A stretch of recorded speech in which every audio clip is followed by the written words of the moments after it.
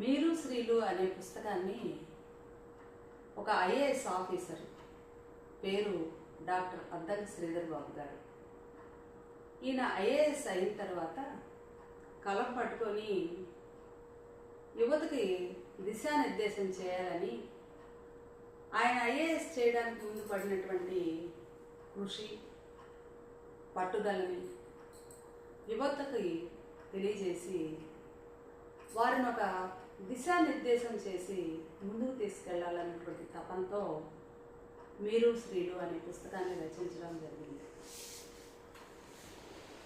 ఆయనకి ఒకటే తపన ఏంటి అంటే భారతదేశంలో ఉన్నటువంటి యువత చాలా శక్తివంతమైంది, వారిలో ఉన్నటువంటి శక్తిని ఇతర మార్గాల ద్వారా పెట్టి చెడుదారి పట్టకుండా మనలో అనంతమైనటువంటి శక్తి ఉంది, ఆ శక్తి ద్వారా మనం సాధించాలనుకున్నటువంటి అనేక విజయాలను సాధించవచ్చు అని అనేక కథల ద్వారా ఈ మీరు శ్రీలు అనే పుస్తకాన్ని రచించారు. ఆయన చెప్పదలుచుకున్నది ఒక్కటే, సక్సెస్కి షార్ట్ కట్లు లేవు, ఉన్నది ఒకటే మార్గం. అది ఏంటి అంటే హార్డ్ వర్క్ చెయ్యండి,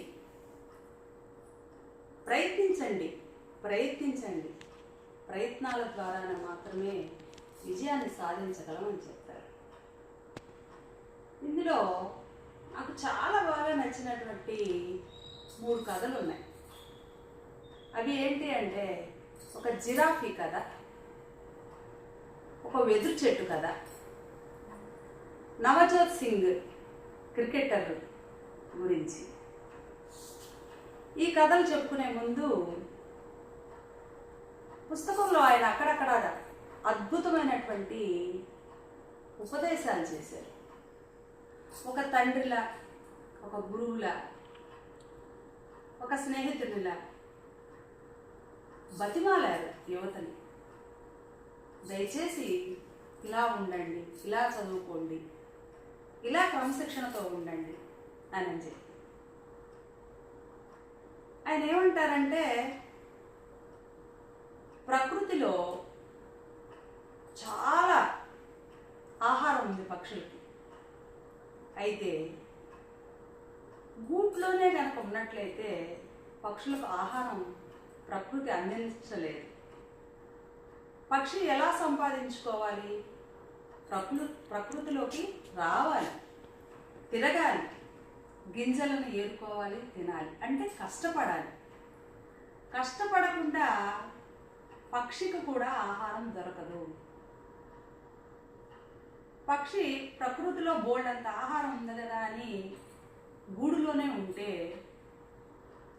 చనిపోతుంది. కాబట్టి ఎవరైనా కూడా కష్టపడండి, కష్టపడితేనే విజయం సాధించగలరు అని చెప్తారు. ఇక నేను ఇప్పుడు ఈ పుస్తకంలోని జిరాఫీ కథని చెప్తాను మీకు.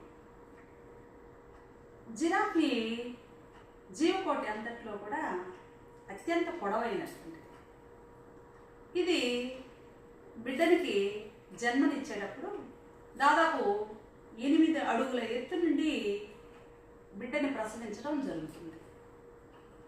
ఆ ప్రసవం ఎలా జరుగుతుంది ఏంటి అంటే అత్యంత కష్టంతో కూడుకున్నటువంటిది. ఎలా అంటే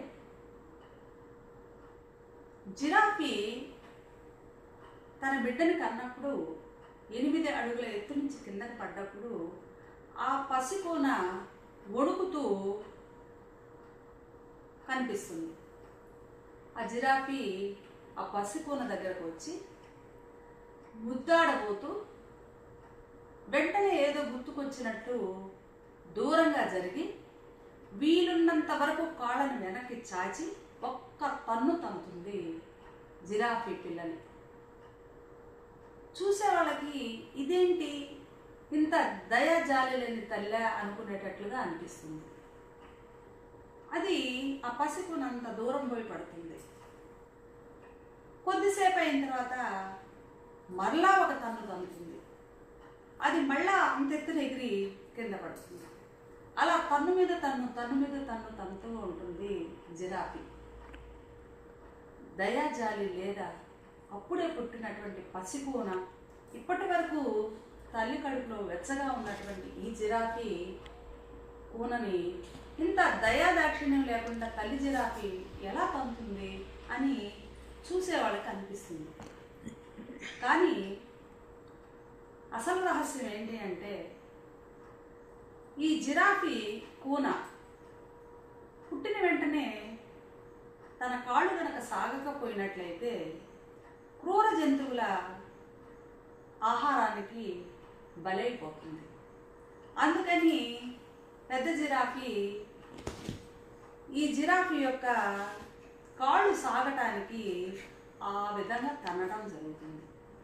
ఇప్పుడు పడ్డవాడు ఎప్పుడు చెడ్డవాడు కాదనే దానికి ఈ జిరాఫీ ఒక నిదర్శనమని చెప్పవచ్చు. మరి ఇన్ని దెబ్బలు తగిలినా కూడా పసికూన అయినటువంటి ఈ జిరాఫీ చాలా చక్కగా తల్లితో పాటు పరుగులు తీసి దాక్కోవడం జరుగుతుంది క్రూరముగా వచ్చినప్పుడు. కాబట్టి ఎవరైనా ఎప్పుడైనా తమ పిల్లల్ని కొడుతూ ఉంటే అది వారి మేలు కోసమే అనుకోవాలి. కొట్టడం అంటే వాళ్ళ క్షేమం కోసం, చిన్న చిన్న దెబ్బలు భావించండి అలాగా. ఇంకా ఇంకొక విషయం ఏం చెప్తారు ఈ పుస్తకంలో అంటే, 99 డిగ్రీల సెల్సియస్ దగ్గర నీరు మరుగుతూ ఉంటుంది. 100 డిగ్రీల సెల్సియస్ దగ్గర నీరు ఆవిరి రూపంలోకి మారుతుంది. కొన్ని వేల టన్నులు బరువు కలిగినటువంటి రైలును సైతం ఈ 100 డిగ్రీల సెల్సియస్ నీటి ఆవిరి బలంగా మూవ్ చేయగలదు. 99 డిగ్రీల దగ్గరేమో మరుగుతూ ఉంది నీరు, 100 డిగ్రీల దగ్గరేమో ఆవిరి రూపంలోకి వచ్చింది. చూడ్డానికి 1 డిగ్రీని, కానీ శక్తి అనంతమైనది. కాబట్టి మనం ఏదైనా ఒక పని చేసేటప్పుడు 99 డిగ్రీల దగ్గరే ఆగిపోతున్నామేమో గమనించుకోండి అని చెప్తారు మీరు శ్రీలు పుస్తకంలో అద్దంకి శ్రీధర్ బాబు గారు. అందుకనే 100వ డిగ్రీ దగ్గర వరకు రండి, వచ్చి మీలో ఉన్నటువంటి అనంతమైన శక్తిని బయటికి తీసుకురండి. ఒక రాతిని 99 దెబ్బలు కొట్టి 100వ దెబ్బ కోసం అది ఎదురు చూస్తున్న సమయంలో 99 దెబ్బలు కొట్టాం కదా అని చెప్పేసి ఆగిపోయినట్లయితే అది విజయం కాదు. ఆ 100వ దెబ్బ కొట్టడంతో విజయం సాధించబడుతుంది. ఆ 100వ దెబ్బేనా అసలు దెబ్బ కాదు. ఆ 99 దెబ్బలు కూడా ఈ 100వ దెబ్బకి అవసరమైనవే. ఇది శ్రీధర్ బాబు గారు మీరు శ్రీలో చెప్పింది. ఇంకా రెండవది ఏంటంటే, వెదురు చెట్టు గురించి చెప్పారు. చైనాలో రైతు వెదురు కొమ్మని ఇలా భూమిలోకి పాతటం జరుగుతుంది. అది 5 సంవత్సరాల వరకు ఎలాంటి ఎదుగుదల వస్తుందో చెప్తారు. మొదటి సంవత్సరం ఆ చిన్న మొక్క ఎటువంటి ఎదుగుదల లేకుండా పచ్చగానే కనిపిస్తూ ఉంటుంది. రైతు నీళ్లు పోస్తుంటాడు, గమనిస్తుంటాడు, ఎటువంటి ఎదుగు పొదుగు ఉండదు. అలాగే 2వ సంవత్సరం గమనిస్తాడు, దానికి అవసరమైనటువంటి సస్యరక్షణ చర్యలు ఎన్నో చేపడతాడు, అయినా ఎదుగు పొదుగు ఉండదు. 3వ సంవత్సరం చేస్తాడు, చూస్తాడు, నీళ్లు పోస్తూనే ఉంటాడు, ఓపికతో ఎదురు చూస్తూ ఉంటాడు. 3వ సంవత్సరం, 4వ సంవత్సరం, 5వ సంవత్సరం కూడా రైతు నీళ్లు పోస్తూ ఉంటాడు, ఎదుగుదలని గమనించలేకపోతున్నాడు. ఎరువులు వేస్తున్నాడు కానీ ఎదగడంలో. కానీ ఇక్కడే ఒక అద్భుతం జరుగుతుంది. ఏంటి అంటే 5 సంవత్సరాల తర్వాత, ఒక 3 నెలల తర్వాత దాదాపు 10 అడుగుల ఎత్తున ఒకేసారి ఈ వెదురు చెట్టు అమాంతం పెరిగిపోతుంది. ఇది ఎలా సాధ్యం అంటారు అని మనం అనుకుంటాం. దానికి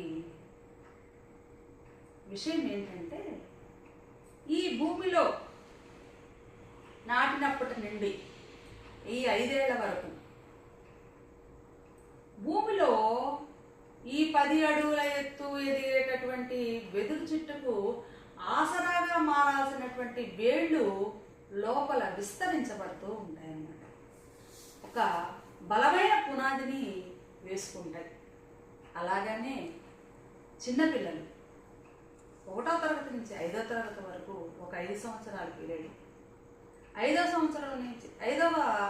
తరగతి నుంచి 10వ తరగతి వరకు ఒక పీరియడ్ ఆఫ్ టైం, అలాగే ఇంటర్మీడియట్ తర్వాత డిగ్రీ సమానమైనటువంటి 5 సంవత్సరాల కోర్సు ప్రామాణికంగా కనుక తీసుకున్నట్లయితే వారిలో ఎలాంటి ఎదుగు పొదుగు లేదని తల్లిదండ్రులు, ఉపాధ్యాయులు బాధపడుతూ ఉంటారు. కానీ వాళ్ళు 5వ తరగతి నుంచి 6వ తరగతి ప్రారంభించిన తర్వాత 10వ తరగతిలో వాళ్ళ యొక్క రిజల్ట్స్ చూసి విస్తుపోయే వాళ్ళు చాలామంది ఉంటారు. ఎందుకంటే వాళ్ళ ఎదుగుదలకు సంబంధించి కాంక్రీట్ లాంటి బేసిక్స్ పడతాయి అప్పుడే. ఇది చాలా బాగా నాకు నచ్చింది చైనీస్ వెదురు చెట్టు.